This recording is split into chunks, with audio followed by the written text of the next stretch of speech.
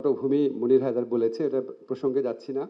তবে আপনাদের সহযোগিতা, আপনাদের সমর্থন, আপনাদের ইনপুট ছাড়া কোনোভাবেই আমরা এই মহাযজ্ঞের কাজ শুরু করতে পারতাম না। ধন্যবাদ জানাচ্ছি, কৃতজ্ঞতা জানাচ্ছি। সেই সাথে সাথে আপনাদের মনে একটা প্রশ্ন আসে, আমরা প্রায় শুনি, পত্রিকাতে পড়ি যে এতদিন হয়ে গেল, এত আলোচনা হলো, সংস্কার কি করছি আমরা, আমরা কি বসে আছি নাকি?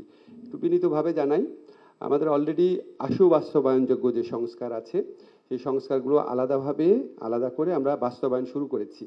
আমি তো পুরোটা বললে অনেক সময় লাগবে, শুধুমাত্র আইন মন্ত্রণালয়ের অধীনে বা আইন মন্ত্রণালয়ের উদ্যোগে কি কি সংস্কার হয়েছে সেটা আপনাদেরকে একটু খুব সংক্ষেপে বলি। যেমন আমরা সুপ্রিম কোর্টের বিচারক নিয়োগ অধ্যাদেশ 2025 প্রণয়ন জারি করেছি। একটু বলে রাখি, সমস্ত সংস্কার কিন্তু আমরা বিচার বিভাগীয় সংস্কার কমিশনের প্রস্তাব ক্রমে অনেকগুলা কনসালটেশন মিটিং করে, আপনাদের এখানে অনেক আছেন এসব কনসালটেশন মিটিংয়ে এসছেন, 11টা কনসালটেশন মিটিং করেছি আমরা, করার মাধ্যমে আমরা এই অধ্যাদেশ এবং আইনগুলা নতুন আইন প্রণয়ন করেছি।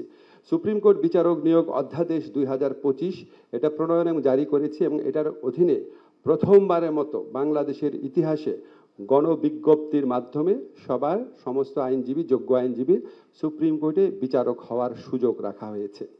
আমরা দেওয়ানি কার্যবিধির সংশোধন করেছি, এবং এখানে এখন আপনার বাদীকে দিনের পর দিন আদালতে দাঁড়িয়ে মৌখিক জবানবন্দি দিতে হবে না, এফিডেভিট আকারে দেওয়া যাবে। পৃথকভাবে জারি মামলা করতে হবে না, ইচ্ছামতো মামলা ডেফার করতে হবে না।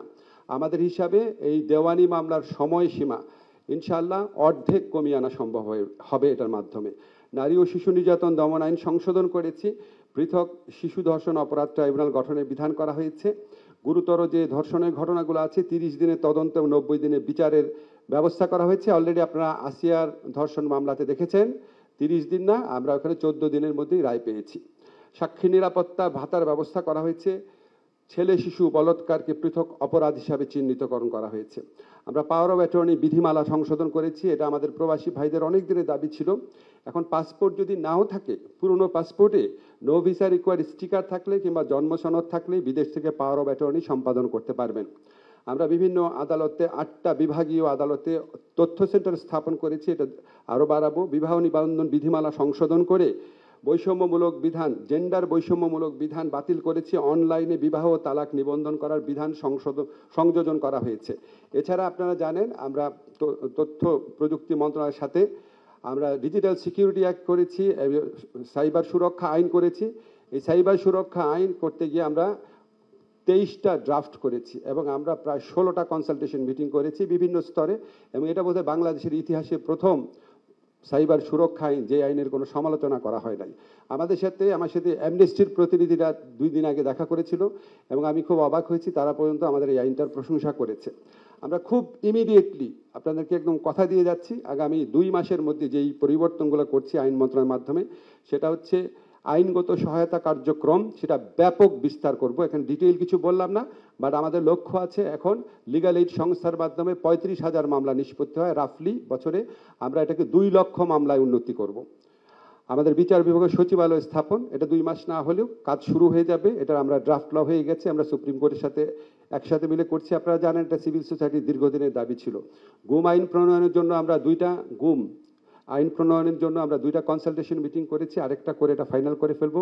ফৌজদারি কার্যবিধির আমরা ব্যাপক সংস্কার করছি, এবং সেখানে মামলা দায়েরের আগে, আপনারা জানেন মিথ্যা মামলা হচ্ছে, তো মামলা দায়েরের আগেই, মামলা একদম ফাইনাল স্টেজ আনুষ্ঠানিকভাবে বিচার শুরু হওয়ার আগেই অভিযোগের সত্যতা নির্ণয় প্রাথমিক নিরীক্ষণের ব্যবস্থা রাখা হচ্ছে। মামলা দায়েরের 48 ঘন্টার মধ্যে যাদের বিরুদ্ধে মামলার কোনো ভিত্তি নাই তাদেরকে বাদ দেওয়ার ব্যবস্থা করা হচ্ছে।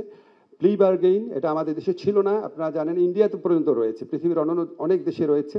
ছোটোখাটো অপরাধ যেখানে 7 বছর পর্যন্ত কারাদণ্ড হওয়ার বিধান আছে, সেখানে আমরা প্লি বার্গেনিংয়ের ব্যবস্থা রাখছি। গ্রেফতার এবং আটক সম্পর্কে আপিল বিভাগের যে নির্দেশনা আছে সেটা আমরা সিআরপিসির মধ্যে ঢুকাচ্ছি। ন্যূনতম সময় তদন্ত বিচার সম্পন্ন করার ব্যবস্থা করছি। প্রযুক্তির মাধ্যমে সাক্ষ্য গ্রহণ করা, মিথ্যা মামলায় বিচারক নিজে স্বতঃপ্রণোদিতভাবে ব্যবস্থা নেবে, এই ধরনের আরও অনেক বিধান আনতে যাচ্ছি। এটা নিয়ে কালকে একটা খুব ব্রড বেসড কনসালটেশন হবে। এছাড়া আমরা অধস্তন আদালতে বদলি নীতিমালা, বিচারকের পদায়ন সম্পর্কিত বিধি প্রণয়ন, জুডিশিয়াল সার্ভিসের সদস্যদের আচরণ বিধান, সেগুলি আমরা জারি করতে যাচ্ছি। বাংলাদেশ জুডিশিয়াল সার্ভিস কমিশনের মাধ্যমে আদালতে সহায়ক কর্মচারী নিয়োগ এবং নিয়োগ বিধি সংশোধন করছি। আমরা 8টা বিভাগীয় আদালতকে সম্পূর্ণ পেপারলেস আদালত করার জন্য ইউএনডিপির সাথে একটা প্রজেক্টে কাজ করছি। আপনাকে যেগুলি বললাম এটা শুধুমাত্র আইন মন্ত্রণালয়ের উদ্যোগে হয়েছে। একটা শুধু আমরা তথ্য প্রযুক্তি মন্ত্রণালয়ের সাথে করেছি, বাকিগুলো আমরা করেছি। এছাড়া বিভিন্ন মন্ত্রণালয়ের পক্ষ থেকে, যেমন আপনাদের একটু করে জানিয়ে রাখি, আমাদের যে স্বরাষ্ট্র মন্ত্রণালয় আছে সেখান থেকে আপনার পৃথকভাবে পুলিশদেরকে নিয়ে একটা তদন্ত ইউনিট করা, যারা তদন্ত ইউনিটে যারা পুলিশ থাকবে তারা অন্য কোনো জায়গায় বদলি হবে না, স্পেশালাইজেশন করার জন্য। আর এটা হচ্ছে পুলিশের মধ্যে একটা ইন্টারনাল অ্যাকাউন্টেবিলিটি মেকানিজম এস্টাবলিশ করা হচ্ছে। আর্থিক খাতে আপনারা জানেন অনেক সংস্কার করা হচ্ছে। দুর্নীতি দমন কমিশন নিয়ে যে সংস্কার প্রস্তাবগুলো করা হয়েছে সেটা, এবং ইলেকশন কমিশন সংস্কার কমিশনের মাধ্যমে সেগুলির অধিকাংশ আমরা আগামী 2 মাসের মধ্যে করে ফেলবো। আমি আরও দীর্ঘ বর্ণনা দিয়ে আপনাদের ভারাক্রান্ত করছি না, শুধু আপনাদের একটা জিনিস আশ্বস্ত করছি, আমরা এই সংস্কারের ব্যাপারে প্রচণ্ড সিরিয়াস এবং আমরা অলরেডি কাজ শুরু করেছি। এবং আমরা আশা করি আপনারা আরও বড় ধরনের সংস্কারের ক্ষেত্রে যে জুলাই সনদ আপনারা এগ্রি করতে পারবেন, সেই জুলাই সনদ এগ্রি করার মাধ্যমে আমাদের এই বড় ধরনের সংস্কার কাজে আরও অগ্রগতি সাধিত হবে। আমরা এই ব্যাপারে কমিটেড আছি। সবাইকে ধন্যবাদ।